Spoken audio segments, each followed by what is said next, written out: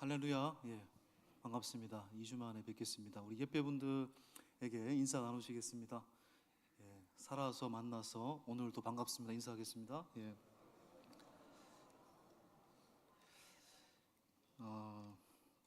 여러분 어렸을 때 동화를 보면은요, 대부분 동화의 결론이 어떻게 납니까? 그들은 행복하게 잘 살았다. 미녀와 야수, 제가 가장 많이 본 애니메이션인데, 미녀와 야수는 또 저에게도 굉장한 이제 소망을 주었던 이제 애니메이션이고, 모든 사람에게도 소망을 줄 수. 제가 또 십자가 이야기를 할 때도 미녀와 야수로 이렇게 이야기를 한 적도 있습니다만은 결론이 그것입니다. 행복하게 잘 살았다. 자, 그런데 여기서 질문이 생기지 않을 수가 없습니다. 행복하게 잘 산다는 것은 무엇일까요? 여러분, 행복하게 잘 산다는 건 뭘까? 돈이 많아서 내가 하고 싶은 대로 다 할 수 있으며, 먹고 싶은 것 다 먹을 수 있고, 타고 싶은 자동차를 탈 수 있으며, 살고 싶은 대저택에 살고 있는 것, 그것이 과연 행복하다라고 말하는 것일까요? 그건 행복의 한 면이겠죠. 오히려 불화가 될 수도 있습니다. 어떤 면에서 그걸 행복이라고 말하지 않습니다. 유대인 철학자 마르틴 부버는 나와 너라는 책에서 이렇게 얘기했습니다. 인간의 존재의 행복은 나 속에도 있지 않고 너 속에도 있지 않고 나와 너라는 관계성 속에서 그 행복은 존재한다라고 했습니다. 행복은 바른 관계에 있습니다. 형제 간 가운데, 부부 간에, 부모와 자녀 간에, 성도 사이의 바른 관계의 상태, 그걸 행복이고 복이라고 말하는 것입니다. 아무리 대저택에 살고 하고 싶은 것을 다 하고 산다고 할지라도 가정이 불화하면, 공동체가 불화하면 그건 행복이 아니죠. 아무리 가정이 부유해도 부모와 자녀가 아무런 대화가 없고 서로를 소유물로만 여기는 상태라면 그것을 복이라고 말하지 않습니다. 오히려 지옥이죠. 성경은 잠언 17장 1절에서 뭐가 행복인지를 이렇게 이야기하고 있습니다. 한번 읽어볼까요? 17장 1절입니다. 마른 떡 한 조각만 있고도 화목하는 것이 제육이 집에 가득하고도 다투는 것보다 나으니라. 그렇죠. 콩 한 쪽 나눠 먹으면서 하하 호호 하면서 밥상을 누리는 것이, 제육을 놓고 고기를 누가 많이 먹었네 싸우는 것보다 훨씬 아름답고 화목한 상태라는 것입니다. 여러분, 이 화목은 가정뿐만 아니라 우리의 모든 공동체 속에 적용되어야 되죠. 우리의 회사, 우리가 억대 연봉을 받는다고 할지라도 그 회사에서 늘 싸우고 찢고 뽑고 누군가를 비난한다면 그것이 어떻게 좋은 회사 생활이라고 할 수 있겠습니까?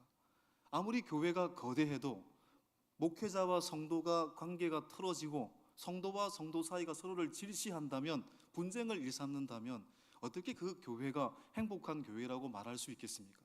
아무리 부강한 나라라고 할지라도 서로가 다르다는 이유로 지지고 뜯고 서로를 깎아내리려고 한다면 어떻게 그 나라가 건강한 나라라고 말할 수 있겠습니까? 절대로 건강하지 않은 거죠. 여러분, 불화는 그런 의미에서 행복은 여러분 우리에게 너무너무 중요한데, 행복의 반대말이 뭡니까? 화목의 반대말이 뭘까요? 오늘 성경엔 화목으로 나와 있으니까 화목의 반대말이 뭡니까? 안화목입니까 여러분? 불화죠. 불화. 행복의 반대는 불화라고 말할 수 있습니다. 여러분, 불화와 다툼은 언제부터 시작된 것이죠? 성경에 보면 불화와 다툼은 바로 하나님과의 관계가 깨어진 것에서부터 시작되었다고 이야기합니다. 하나님과의 관계가 깨어진 상태를 뭐라고 부릅니까? 죄라고 부릅니다. 우리가 rightness, 의라는 말을 굉장히 많이 사용하는데, 의는 뭡니까? 성경에서 하나님과의 바른 관계를 의라고 부릅니다. 반대로 하나님과의 깨어진 관계를 죄라고 부르는 것입니다. 태초에 하나님이 만드신 에덴 동산은 완벽한 동산이었습니다. 완벽한 하나님 나라였습니다. 그곳에서 하나님은 인간을 만드셨죠. 그리고 인간들에게 모든 걸 향유하게 하셨는데 한 가지만 지키라고 했습니다. 선악과를 먹지 마라. 근데 인간이 그 완벽한 공동체 속에서 선악과를 먹음으로써 뭐가 깨어지게 됐습니까? 하나님과의 관계가 깨어지게 되어버리고 말았습니다. 하나님과 관계가 깨지니까 어떤 일이 일어납니까? 서로를 사랑했던 아담과 하와가 서로를 비난하기 시작합니다. 여러분, 아담이 독초하는 것이 좋지 못해서 하나님이 하와를 만드셨잖아요. 아담이 하와를 보자마자 뭐라고 감탄을 했습니까? 내 뼈 중에 뼈요, 내 살 중에 살이로다. 이렇게 감탄했습니다. 근데 하나님과의 관계가 깨어지니까 서로 탓으로 돌리잖아요. 저 여자 때문에 이렇게 된 거예요. 저 남편 때문에 이렇게 된 거예요. 서로 비난하기 일쑤였습니다. 여러분, 하나님과의 관계가 깨지니까 인간과 자연의 관계도 파괴되었잖아요. 결국 죄로 인해서 인간은 그 이후부터 노동을 해야, 자연으로부터 노동을 해야 자연의 소산물을 먹기 시작했습니다. 또한 하나님과의 관계가 깨지니까 형제 간의 관계도 깨어지기 시작했습니다. 창세기 4장에 아담의 첫 번째 아들들이었던 아벨과 가인, 어느 날 하나님 앞에 아벨은 제사를 드렸고 가인도 제사를 드렸습니다. 그런데 성경은 이렇게 말하고 있죠. 가인과 가인의 제물은 받지 않으셨고 아벨과 아벨의 제물은 받으셨다고 했습니다. 이 사실 앞에서 가인이 자기를 돌아봤어야 했죠. 자기를 돌아보고 뭐가 문제인가를 돌아봤으면 될 텐데 왜 하나님은 나의 예배는 받지 않으셔? 너무너무 기분이 나빠. 그런데 내 동생 아벨의 예배는 받으셨네? 결국은 기분 나빠서 아벨을 죽여버립니다. 하나님과의 관계가 깨지니까 이 세상 속에 분쟁과 대립과 전쟁과 다툼의 역사가 침투하기 시작한 겁니다. 여러분, 하나님이 원하셨던 세상은 조화로운 세상이었습니다. 에덴 동산에서 하나님은 인간과 자연이 절대로 하나 될 수 없는 그들이 공존하며 살기를 원하셨죠. 그런데 인간의 죄로 말미암아 하나님과의 관계의 깨어짐으로 말미암아 그 아름다운 세상이 깨어져 버렸습니다. 하나님 꿈꾸시는 세상이 깨지고 말았습니다. 그런데 그 이후에도 하나님은 포기하지 않으셨잖아요. 포기하지 않으셨어요. 다시 그런 세상을 만들기 위해서 인간에게 돌아오라, 내가 여기 있노라, 폐역한 세대들에게 손짓을 하면서 두 팔을 벌리고 인간을 포기하지 않으셨죠. 자, 그 본문이 이런 본문이 하나 있습니다. 이사야 11장 6절에서 8절 한번 볼까요? 이 구약 성경이 어떻게 보면 하나님이 복원시키려고 하는, 하나님 나라를 복원시키려고 하는 노력이 구약 성경인데 그 중에서 하나님이 꿈꾸시는 세상은 이런 세상이었습니다.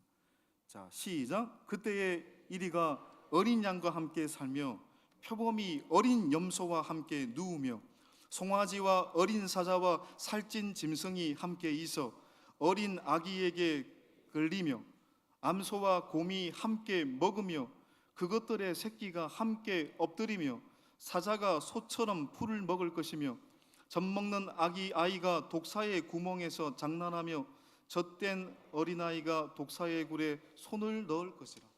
주일학교 때 제일 많이 불렀던 사막의 샘이 넘쳐흐리라. 그렇죠? 아이가 독사굴에 손을 넣어도 물지 않는 세상, 자연과 인간과 모든 피조세계가 공존하는 세상, 조화로운 세상, 그런 세상을 하나님은 원하셨죠. 여러분, 이런 세상은 결국 어떻게 가능한 겁니까? 하나님과 인간이 화목하게 될 때 이런 세상이 다시 도래할 수 있는 겁니다. 여러분, 하나님과 인간은 과연 화목할 수 있을까요? 화해할 수 있을까요? 인간적으로 본다면 불가능한 겁니다. 왜냐하면 에덴 동산이라는 완벽한 세상 속에서도 인간은 하나님을 버렸습니다. 하나님의 법을 순종하지 않았습니다. 하물며 깨어진 세상 속에서, 혼란스러운 세상 속에서 하나님과 화목한다는 것은 더더욱 불가능한 일이겠죠. 또 마귀는 언제나 우리로 하여금 하나님에게 가까이 가지 못하도록 늘 호시탐탐 우리를 넘어뜨리려고 하잖아요. 그런 의미에서 본다면 하나님과 화해가 된다는 것은 불가능한 일입니다. 어떻게 보면. 또 근본적으로 이제는 우리 스스로 하나님을 찾을 수가 없어요. 우리는 아담의 후예로서 원죄를 가진 죄인입니다. 그렇기 때문에 우리 스스로는 하나님을 찾을 수가 없어요. 하나님이 우리에게 오셔야 가능한 일이잖아요. 예를 들어서 부부가 살다가 어느 날 남편이 다른 여자와 바람이 났다고 합시다. 그러면 그 이후부터 하목의 주도권은 누가 갖고 있는 겁니까? 바람을 피운 남편에게 있는 게 아니고 피해를 입은 아내에게 하목의 주도권이 있는 겁니다. 마찬가지죠. 우리에게 하목의 주도권이 있지 않습니다. 죄를 짓고 하나님과의 관계가 끊어진 우리에게 하목의 주도권이 있지 않잖아요. 하나님에게 하목의 주도권이 있잖아요. 그런데 너무너무 은혜스러운 것은 하나님은 인간을 포기하지 않고 성경에 보면 두 팔을 벌리고 인간에게 돌아오라 돌아오라 그렇게 말씀하고 있다는 것입니다. 구약의 모든 성경의 선지자들은 뭡니까? 인간에게 돌아오라고 계속 외치는 장면이잖아요. 자, 성경을 보십시오. 이사야서 65장 1절 하반절과 2절에 이런 말씀이 있습니다. 시작. 내 이름을 부르지 아니하던 나라에 내가 여기 있노라 내가 여기 있노라 하였노라. 내가 종일 손을 펴서 자기 생각을 따라 옳지 않은 길을 거룩하는 패역한 백성들을 불렀나니. 패역한 백성들을 불렀대요. 하나님께서 내가 여기 있다 내가 여기 있다. 패역한 백성을 불렀대요. 하나님은 선지자들을 통해서 그들을 계속해서 불렀죠.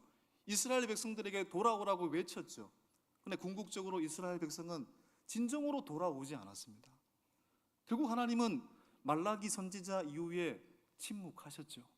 400년간의 침묵 속에서 인간을 버리신 게 아니잖아요. 그 침묵 속에서 마지막 방법을 찾아내셨죠. 그게 뭡니까? 내가 인간이 되어서 인간의 눈높이로 그들을 사랑하겠노라 사랑한다라고 말해야 되겠다. 그래서 독생자이신 예수 그리스도 하나님 그 자신이신 예수님이 이 땅에 오셨고 인간이 되셨고 십자가를 지심으로 그분께서 화목제물이 되심으로써 하나님과 인간관계를 화목하게 하셨죠. 요한일서 4장 10절이 그것을 말하고 있지 않습니까? 시작. 사랑은 여기 있으니 우리가 하나님을 사랑한 것이 아니요 하나님이 우리를 사랑하사 우리 죄를 속하기 위하여 화목제물로 그 아들을 보내셨습니다. 결국 우리는 예수님, 화목제물 대신 예수님 때문에 하나님과 우리의 관계가 화목하게 된 것입니다. 여러분, 이 화목하다라는 이 단어가요 너무너무 신비로운 단어예요. 이번 주간 이제 설교를 준비하기 굉장히 좀 힘든 것 같은데요. 그런데 이 단어 하나 계속 제가 성기순례 내내 계속 생각을 해봤고 이거 하나로 어떻게 우려 먹을 수 있을까 많은 고민을 해봤습니다. 화목하다라는 단어는 헬라어로 카탈라소라는 단어입니다. 이 뜻을 다시 의역을 하면 화해하다, 은총을 회복하다. 세 번째 의미는 화폐 교환하다라는 뜻을 갖고 있습니다. 화폐 교환하다, 카탈라소라는 단어거든요. 카탈라소의 세 번째 의미가 화폐 교환하다. 왜 화목하다라는 의미가 화폐 교환하다일까? 여러분, 화폐를 교환한다는 환전하다. 동전의 서로의 가치를 존중해줘서 서로의 가치를 맞바꾸는 것을 환전하다라고 부르잖아요. 화폐 교환하다라고 부릅니다. 그런데 이 카탈라소라는 단어는 두 가지 단어의 합성어입니다. 카타라는 단어와 알라소라는 단어의 합성어입니다. 그래서 카탈라소입니다. 그런데 이 카타라는 단어는 뜻이 뭐냐면 높은 곳에서 낮은 자리로 내려가다라는 뜻이에요. 그다음에 라소, 이 라소는 교환하다라는 뜻입니다. 그러니까 카탈라소, 화목하다라는 뜻은 높은 곳에 있는 사람이, 다시 말해 누군가가 낮은 자리로 내려가서 자신의 가치를 양보하고 교환할 때 화목이 일어나게 된다라는 말인 것입니다. 영어에 이해하다라는 단어가 뭐죠? understand. understand를 자세히 생각해 보세요. understand, 아래로 서다라는 뜻이잖아요. 우리가 높은 곳에서가 아니라 아래에서 낮은 자리에서 그 누군가를 바라보게 될 때 비로소 이해하게 된다라는 말이잖아요. 바로 예수님께서 하신 일이 그 일입니다. 하나님이 하신 일이 그 일입니다. 가장 높은 존재이신 주님께서 가장 낮은 이 땅으로 내려오셔서 그를 믿는 자의 죄와 자신의 생명을 익스체인지, 카탈라수, 교환하게 되었을 때 우리는 하나님과 우리가 화목하게 되었다는 말이잖아요. 예수님이 십자가에 달려 죽으심으로 우리는 하나님과 화목하게 된 겁니다. 그리고 그것을 증명하는 것이 부활입니다. 부활을 통해 그걸 증명하고 있는 것입니다. 결국 예수님의 십자가와 부활을 믿음으로 말미암아 우리는 하나님과 화목하게 하는 존재가 된 겁니다.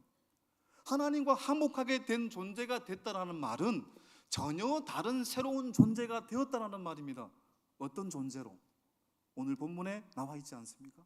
고후 5장 17절 말씀에 그런즉 누구든지 그리스도 안에 있으면 새로운 피조물이라 이전 것은 지나갔으니 보라 새 것이 되었도다.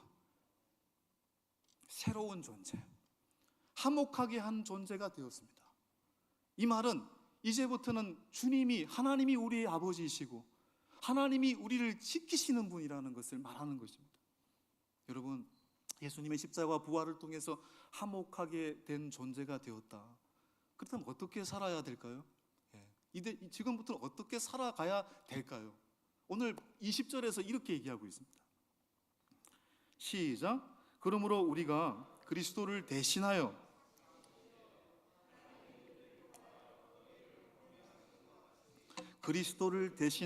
간청하노니 너희는 하나님과 화목하라.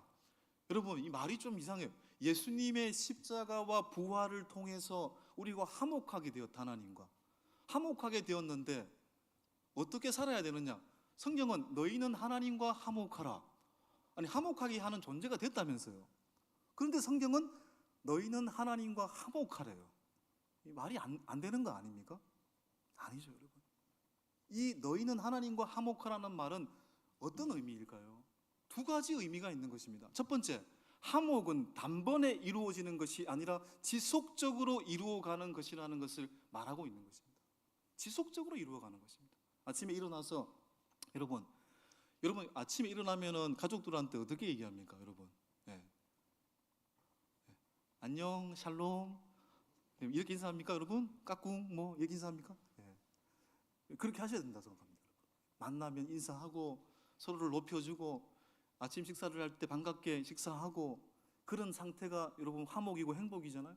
점심 때도 또 전화 통화하고 잘 지내나 이따 봐 또 인사하고 저녁에 잠들기 전에 서로 또 기도하면서 하루를 마무리하고 이런 상태를 행복, 화목이라고 부르잖아요.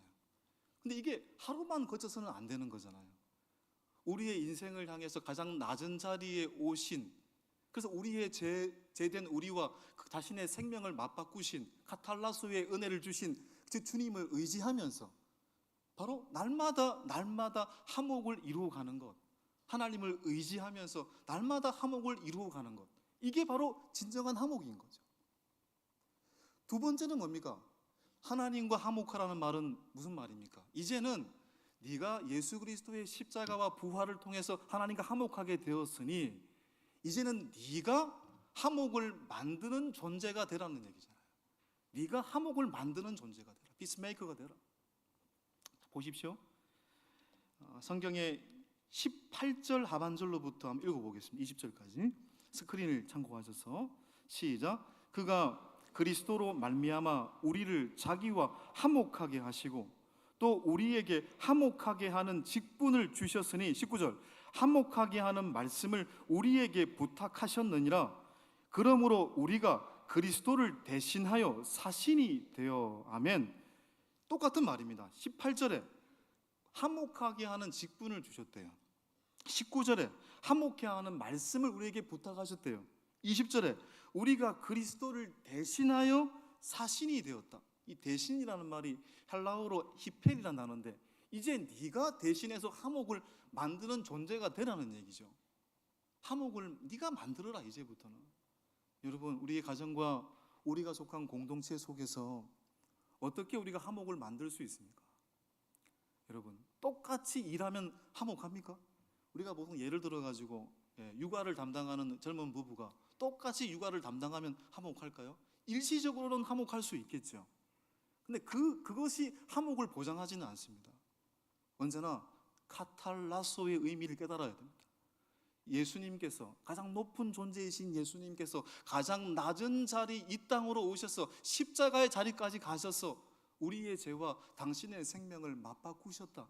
이 카탈로스의 주님의 낮아지심을 생각하게 될 때 우리는 화목을 만들어갈 수 있는 거예요. 지난 주간 이 29명의 성도와 함께 성지순례를 잘 다녀왔습니다. 여러분의 기도 덕분에 사도 바울의 전도의 여정과 소아시아, 요한계시록의 수신지인 소아시아 7교회 중에 4개 교회를 탐방하는 시간을 가졌는데, 제가 개인적으로 갔을 때보다 이번에 가이드 목사님의 그 현장에서 말씀과 더불어 설명하신 부분이 너무너무 좀 충격적으로 다가와서 그 어느 때보다 입체적으로 느껴졌습니다. 여러분, 결국 제가 깨달은 것은 백문이 불여일견이다. 제가 1년 6개월 동안 사도행전을 강의한 적도 있습니다만은 그 1년 6개월 동안 제가 사도행전을 팠을 때보다 이 9일의 느낌이 더 충격적이고 입체적으로 다가왔습니다. 여러분, 사도 바울은 알다시피 철저한 유대교 신봉자로서 기독교인을 박해했던 사람이었잖아요. 그런데 그가 다메섹으로 기독교인을 박해하러 가다가 오늘날 시리아의 다마스쿠스, 다메섹에서 빛으로 오신 예수님을 만나고 회심을 하게 됩니다. 근데 회심을 하고 나서 바로 전도자로 나간 게 아니잖아요. 아라비아 광야에서 오늘날 페트라를 의미하는 광야, 아라비아 광야에서 3년을 보내고, 또한 다소 자신의 고향에 10년 동안 잊혀짐의 광야를 보내고 나서야 이방인을 향한 사도로 활동을 하게 됩니다. 그는 최초의 이방인 선교 교회라고 불리는 시리아 안디옥의 1차 전도 여행의 선교사로 파송이 되었죠. 바나바와 더불어서 이방을 향한 선교사로 파송을 받습니다. 그래서 시리아 안디옥에서 오늘날 사이프러스 섬인 구브로를 지나서 밤빌리아 버가에 당도하게 되었을 때 어려움을 만납니다. 전도 수행원이었던 바나바의 조카 마가 요한이 힘들다고 도망가 버렸습니다. 물론 훗날 마가 요한은 회심을 해서 마가복음을 기록하기도 하지요. 힘들다고 도망가 버렸죠. 이때 바울은 얼마나 힘들었을까요? 물론 마가 요한을 욕할 수도 없습니다. 왜냐하면 그 당시에 배를 타고 도보를 통해서 전도 여행을 떠났는데, 여러분, 차를 타고 다녀도 얼마나 힘든지 몰라요. 그런데 배를 타고 도보로 여행을 했으니까 얼마나 힘들겠어요. 마가 요한을 욕할 수는 없습니다. 근데 바울은 또 얼마나 힘들었을까요? 여러분, 바울이 밤빌리아 버가에서 시리아 안디옥을 지나 사이프러스 섬을 지나서 밤빌리아 버가에 도착했을 때 바울의 몸 상태는 육체적으로 거의 바닥이었습니다.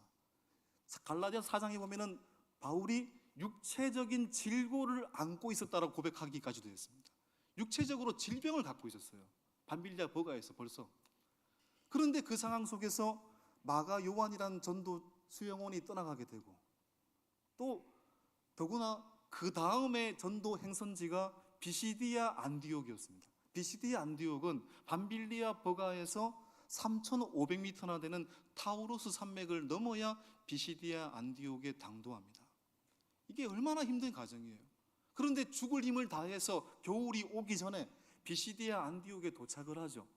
그렇게 어렵게 도착했다면 비시디아 안디옥에서 회당 가운데서 복음을 전할 때 활짝 문이 열려야 되잖아요. 그런데 비시디아 안디옥에서 복음을 전할 때 방해 세력 때문에 어쩔 수 없이 이고니온으로 도망갈 수밖에 없었습니다. 얼마나 허무한 겁니까? 육신도 힘들고 동행자도 떠나고 질병을 갖고 산맥까지 넘어서 이 땅까지 왔는데 여기서 방해 세력까지 있다니 너무너무 비시디아 안디옥에서 저 같으면 허무했을 것 같아요. 너무너무 허탈했을 것 같아요. 그런데 바울은 허무함을 전혀 이야기하지 않습니다. 오히려 그 비시디아 안디옥에서 사도행전 13장 52절에 보면 이렇게 고백되고 있습니다. 함께 읽어볼까요? 시작. 제자들은 기쁨과 성령이 충만하니라. 이것이 방해 세력을 만났던 바울의 상태입니다. 허무하지 않대요. 절망하지 않습니다. 오히려 기쁨과 성령이 충만하대요. 그 이유가 뭐겠습니까? 바울은 예수 그리스도의 카탈라소를 경험하고 느꼈던 사람이었기 때문입니다. 주님께서 가장 높은 존재였던 그 주님께서 나와 같은 존재에게 생명을 주기 위해서 그 십자가와 당신의 그 생명과 나의 죄를 맞바꾸신 카탈라소의 은혜를 경험했기 때문에 그는 허무하지 않았습니다. 오히려 기쁨과 성령이 충만하다고 했어요. 여러분, 마찬가지입니다. 우리가 주님의 뜻대로 살게 될 때 때로는 인생 가운데 성공하지 못할 수도 있습니다. 그러나 허무하지 않는 겁니다. 우리가 주님의 뜻대로 살 때 우리의 자녀들의 길이 형통하고 잘 됐으면 좋겠지만 인간적으로 때로는 실패할 때도 있고 우리의 가정의 길이 성공을 거두지 못할 때도 있습니다. 그렇지만 허무하지 않습니다. 왜냐하면 가장 존귀하신 주님께서, 가장 높은 자리에 계신 그 주님께서 가장 낮은 자리로 오셔서 우리의 죄와 당신의 생명을 맞바꾸신 그 위대하신 주님이 우리의 가정의 주인이시기 때문에 그렇습니다. 세계 최고의 자동차 부호였던 헨리 포드라는 사람의 이야기인데요, 제가 신방 다닐 때마다 한 번씩 언급을 했습니다. 포드는 지금은 좀 밀려났습니다만 포드가 과거에는 최고의 자동차 회사 아니었습니까? 그 당시에 포드는 재벌이기 때문에 큰 집에 살 줄 알았어요. 근데 포드는 너무 초라한 집에, 소박한 집에 살았습니다. 기자가 너무너무 궁금해가지고 당신같이 재벌인데 어떻게 이렇게 소박한 집에, 초라한 집에 살 수 있느냐고, 어떻게 그럴 수 있느냐고 했더니 포드가 이렇게 얘기를 했습니다. 초라하다니요, 내 인생의 주인이시고 내 인생의 구주이신 예수님이 우리 가정에 계시기에 우리 집은 그 어떤 집보다 위대한 집입니다. 위대한 가정입니다. 그렇게 고백했습니다. 여러분, 여러분의 가정이 주님이 계시면 그 어떤 집보다 위대한 집인 것입니다. 우리의 인생의 화목을 이루기 위해서, 하나님과 화목하게 하기 위해서 예수님의 카탈라소, 그분의 낮아지심을 생각하십시오. 우리의 가정이 왜 불화합니까? 예수님의 카탈로스를 생각하지 않기 때문이잖아요. 그 누군가가 낮은 자리로 내려가서 나의 가치를 양보하고 교환하게 될 때 화목하지 않을 수가 없잖아요. 우리의 교회, 우리의 공동체 마찬가지 아닙니까? 그 누군가가 낮은 자리로 내려가서 나의 가치를 주장하지 않고 나의 자리됨을 주장하지 않게 될 때 그곳에 화목이 일어나지 않습니까? 우리는 너무, 어떻게 보면 제가 늘 생각하는 건데, 너무 자리에 연연할 때가 많습니다. 무슨 직함에 대해서 너무 집착을 합니다. 그 자리 하나 안 준다면 너무 상처를 받습니다. 우리에게 목사, 장로, 권사, 집사, 성도, 여러분 이건 계급이 아니죠. 역할이고 카리스마, 은사죠. 조금 인정해 주지 못한다고 해서 인간이 상처받을 필요가 없습니다. 우리는 하나님을 보십시오. 예수님을 보십시오. 하나님 자리마저도 걷어차고 이 땅에 내려오셨잖아요. 하나님됨을 거부하고 우리 한 생명을 구원하기 위해서 그 자리마저도 포기하셨잖아요. 그런데 하물며 우리는 그 직함에 왜 그렇게 목을 메고 있는 것입니까? 아무것도 아닌 건데. 여러분, 언제나 기억하십시오. 예수님의 카탈로스를 늘 생각하는 자들이 되어서 여러분의 인생과 공동체와 삶 속에 언제나 주님의 화목, 행복 만들어갈 수 있는 우리 모두가 될 수 있기를 주님의 이름으로 간절히 축원합니다. 이 시간 함께 말씀을 기억하시면서 찬송가 288장 찬양하겠습니다.